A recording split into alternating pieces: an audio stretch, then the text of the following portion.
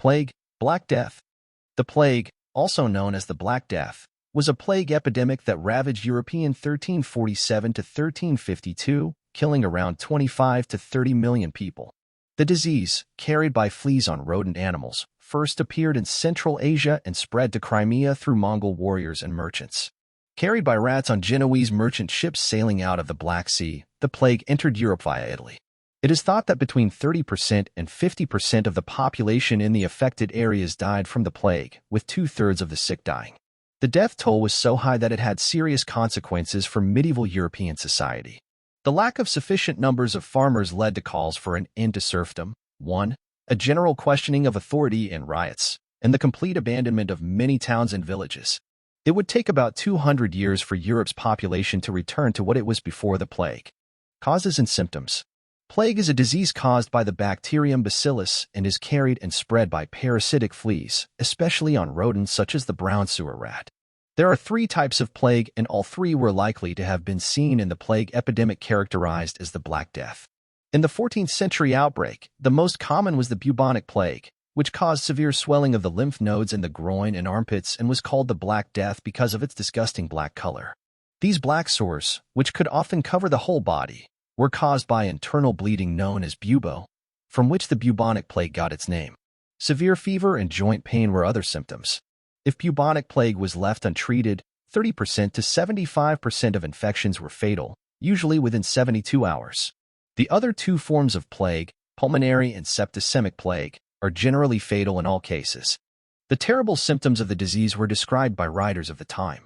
The preface to the Decameron, written by the Italian writer Boccaccio in 1353, is particularly exemplary. The Welsh poet Ewan Gethin is perhaps best known for describing the black sores he saw with his own eyes in 1349. Spread of the plague. In Europe, the 14th century was already seen as a disaster before the Black Death arrived. The earliest plague had hit livestock, and overexploitation of the land led to crop failures. This led to 2 major famines in Europe in 1316 and 1317. The turmoil of wars, notably the 100 Years' War between England and France, 1337 to 1453, continued. Between 1000 to 1300, even the weather was deteriorating, with unusual temperature cycles heralding a mini ice age, with consistently cold and long winters, reduced growing seasons and, ultimately, reduced harvests. The devastating plague that affected people was not a new phenomenon.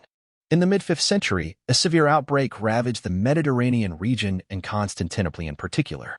The Black Death of 1347 was probably transported to Europe via Sicily by rats that besieged 4 Genoese grain ships sailing from Kiev on the Black Sea. The port city was besieged by Tatar Mongols who threw infected corpses, which is where the Italians contracted the plague. Another origin of the disease was said to be Mongol traders using the Silk Road, bringing the plague from Central Asia, where it was first seen. In 2011, genetic studies specifically linked China to the disease, although recent historical evidence suggests that Southeast Asia is an alternative origin of the disease and that it is unlikely that there was an outbreak of plague in China in the 14th century. Despite the small step from Sicily to mainland Italy, ships from Sifi reached Genoa, were refused entry, and anchored in Marseille and then Valencia. Thus, by the end of 1349, the disease was carried through the trade routes to France, Spain, Britain, and Ireland, where it would later have its terrible effects. The disease spread like wildfire, striking Germany, Scandinavia, the Baltic states, and Russia throughout the years 1350 to 1352. Medieval doctors had no idea about microscopic organisms like bacteria, so they were helpless to treat them. Prevention, where they had the best chance of helping people, was hampered by very poor sanitation by modern standards. Another useful strategy would have been to quarantine areas, but because people fled in panic from wherever the plague had struck, they unknowingly carried the disease with them and spread it further afield, and the rats took care of the rest. There was so much death and corpses that the authorities didn't know what to do with them. Horse-drawn carts overflowing with corpses had become a familiar sight in Europe. The only precautions were to stay where you were, avoid people, and pray. By 1352, the disease had finally lost its grip. Yet it would return in milder outbreaks throughout the rest of the Middle Ages. Number of deaths. Despite its unchecked spread, the Black Death hit some regions much harder than others. This fact is illustrated by the fact that medieval writers and some contemporary authors often exaggerated the death toll, making it very difficult to calculate the total number of deaths. Some cities, such as Milan, managed to avoid significant impacts altogether, but others, such as Florence, were devastated. Florence lost 50,000 of its population of 85,000. According to Boccaccio, this number was unrealistically as high as 100,000. In Paris, it is said that 800 people were buried every day when the disease was at its peak. Other places, however, somehow escaped the carnage. About 30% of the population in the affected area died, but some historians put the figure closer to 50%. This was probably the case in the worst affected towns.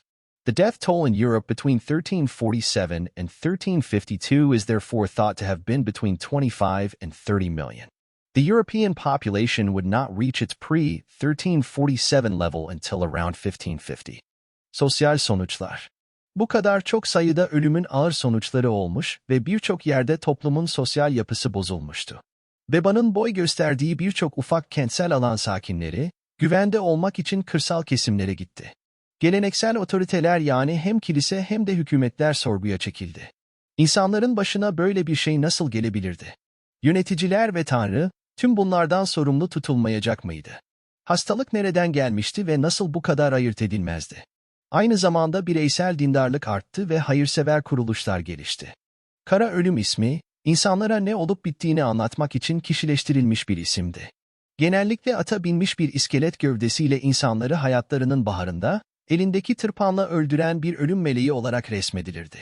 Birçok insan hastalık yüzünden afallamıştı. Bazıları bunun doğaüstü bir olay olduğunu düşünmüş. 1345'teki kuyruklu yıldızla bağlantılı olduğu varsaymıştı. Diğerleri ise günahkarları suçlamıştı.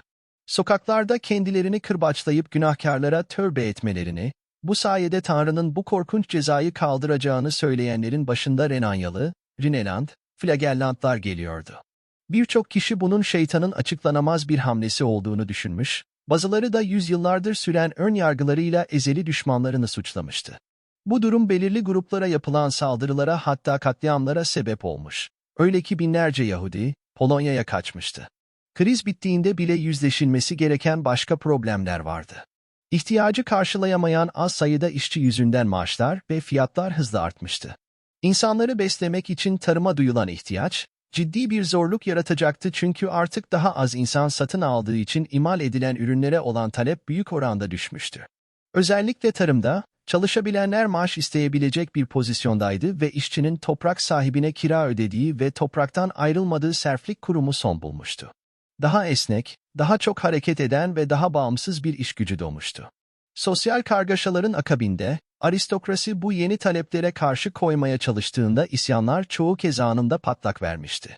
Göze çarpan isyanlar, 1358'de Paris, 1378'de Floransa ve 1381'de Londra'da gerçekleşmişti. Köylüler istedikleri her şeyi elde edememiş, vergileri düşürme talepleri başarısızlığa uğramış ama ve lakin eski feodal sistem yıkılmıştı.